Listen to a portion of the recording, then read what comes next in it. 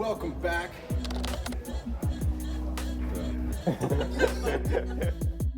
Hey guys, welcome to episode number 2 of seeing the different gyms in Stockholm. Right now we are headed to Karbin.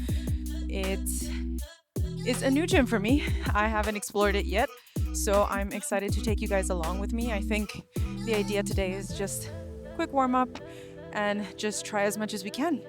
So yeah, let's go.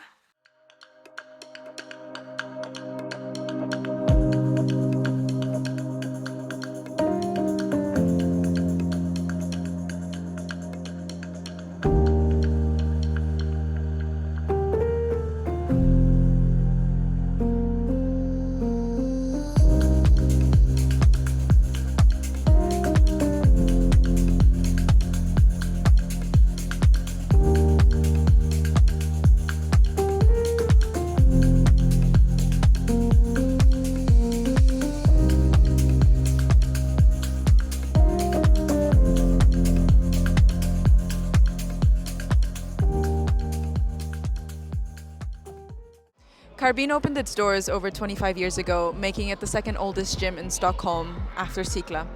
It is a gym that's known for its old school climbing, for its tight-knit and quite friendly community, and also very strong climbers who have later gone on to being very strong route setters as well.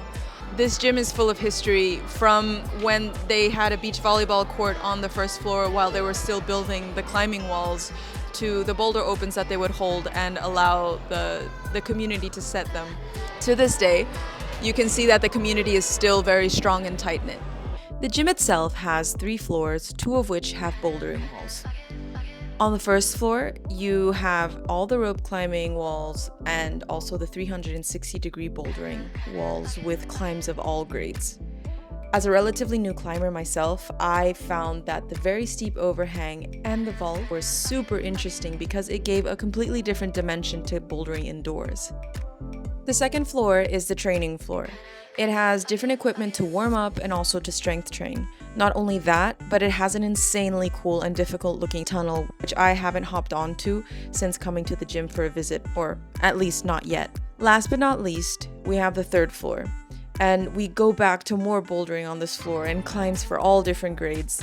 And this floor has an interesting combo of slight overhanging walls, a moon board, and some slab. All challenging but super fun to try hard on. Speaking of which, let's go try hard on some boulders and have a chat with Karbin's head route setter to understand a little bit more about the intention behind the setting here.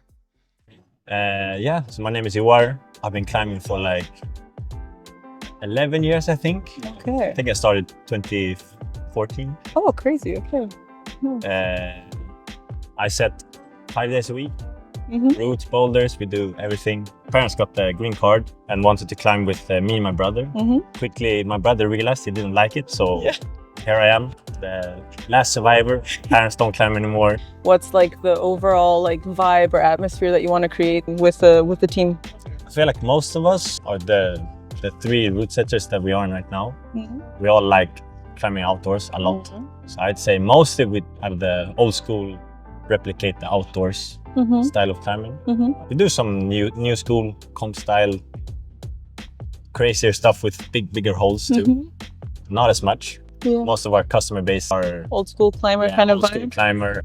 When Joar and I speak of old school climbing, we are thinking of a style that tried to mimic the outdoors, where it's oftentimes more about the physicality of the boulders as well as climbing more statically. Back in the days, bouldering in a gym was more of a means for training and getting strong for the outdoors, which is a little bit different to the way bouldering has evolved, where some of us, me included, started indoors and mostly stay in the gym. One cool thing that I did notice and was educated on was that old school boulders, if you look at the holds specifically, they often try to imitate rock textures and also come in funky colors that you don't see that often anymore. But I feel like most of the time, my head is just bursting with ideas. A lot of the time. I just try to set something new that I haven't set before. I think it's really fun to just like go absolutely crazy and like try to come up with a move that hasn't I'm gonna say hasn't been done, but Yeah. I feel like most of the moves that you come up with indoors has been done. Yeah. At least if you're trying to replicate like the outdoors. But I feel like there's so many variables Yeah. and options. Yeah. By variables and options that Joar mentioned is that usually route setters start with a blank slate.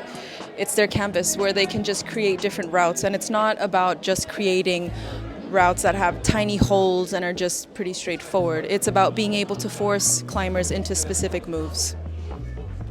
Speaking of replicating the outdoors, this gym uses the Fond grading system, which is also used in outdoor bouldering. It ranges from 4A to about 9A, if I'm not mistaken. If you are starting out, the color range that you would be climbing at would be around green to blue, or 4A to 5A according to Karbin's grading system.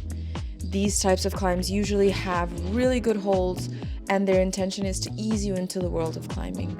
So some of these climbs might feel a tad heavier given the overhang nature of this gym and the walls, but you'll get used to it. But in comparison, when we move into the blue range, we see that a little bit more technique is added, and by that I mean that you have to think a bit more about where to place your hands and your feet. Red tags range from 5A to 6A, and this is the next phase when you're starting to feel more comfortable with the holds, body positioning, and just climbing in general. The range of grading for this, although not as big as with black tags that I will speak of right now, can feel quite different between climbs. I remember I felt quite in my element doing this particular climb, but I tried some other reds on another wall only to find out that I wish I had read the beta going into it a little bit more. Black tags are my current projecting grade, and they range from 6A to 7A.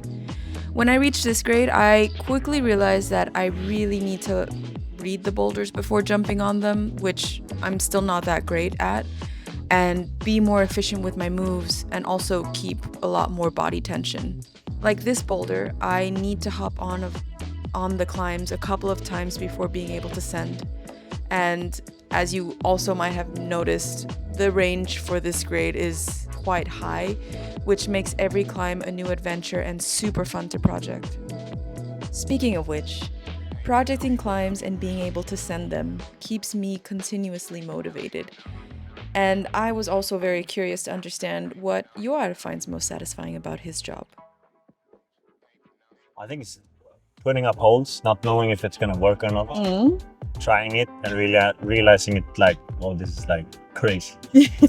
Doesn't have to be like super hard, but like, oh, this move is really cool. And like, unique, like as like in climbing, but like in this gym we don't have this move.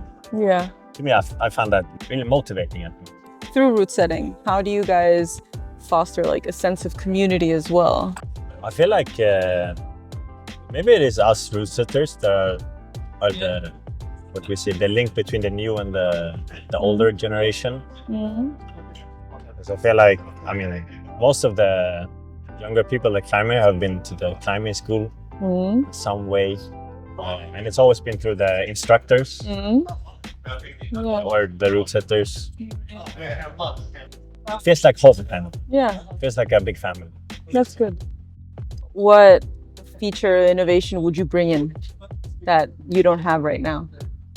Definitely easier to hold the big holes or volumes. I feel like for us, we have to build more interesting, easy stuff. We don't really have any volumes, and volumes always.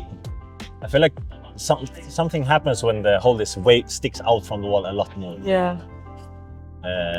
That's even if you put a hold on a box and it sticks out more, it's not the same thing. Yeah. I feel like if we just had more volumes that are easier to use for a beginner, I think that would be like the what you would first thing. Yeah, cool. That's awesome. Hey guys, I'm back. So it's taken me a little bit longer. As you guys know, I am starting out in this world of editing and filming, and I think it's super important, like at the end of every video, you guys will see that I will have a small reflection. And for Karbin, I think, given the amount of time I've had to think about it, I think it's an awesome gym. Like, Before doing this video, I didn't have, or I wasn't aware too much about this gym. But it's crazy to think that they have been building a community at this gym for over 20 years. It's the second oldest gym in Stockholm. And if there's one thing that I can really point out about this, like the style and the vibe, is old school. It's super cool to see because, of course, as we start climbing, we get accustomed to a specific gym, and yes, there's a lot of variety within our home gyms, and that's where our community is. That's where we feel safe, right? But yeah, I think it's a great gym to actually try really hard and to try and progress in, which makes it super fun, honestly. I think anyone who gets into climbing understands that that's part of the journey, and that we're here to solve puzzles and to have fun, and yeah, not worried too much about the grades, especially when you're starting out. I think the biggest thing is just climb as much as you can, right?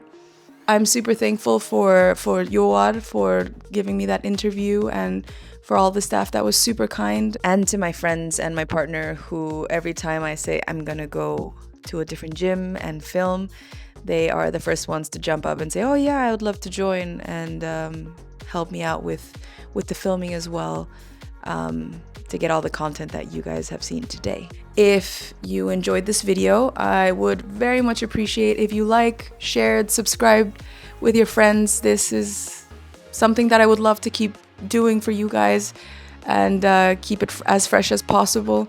But yeah, until next time then, guys. See ya!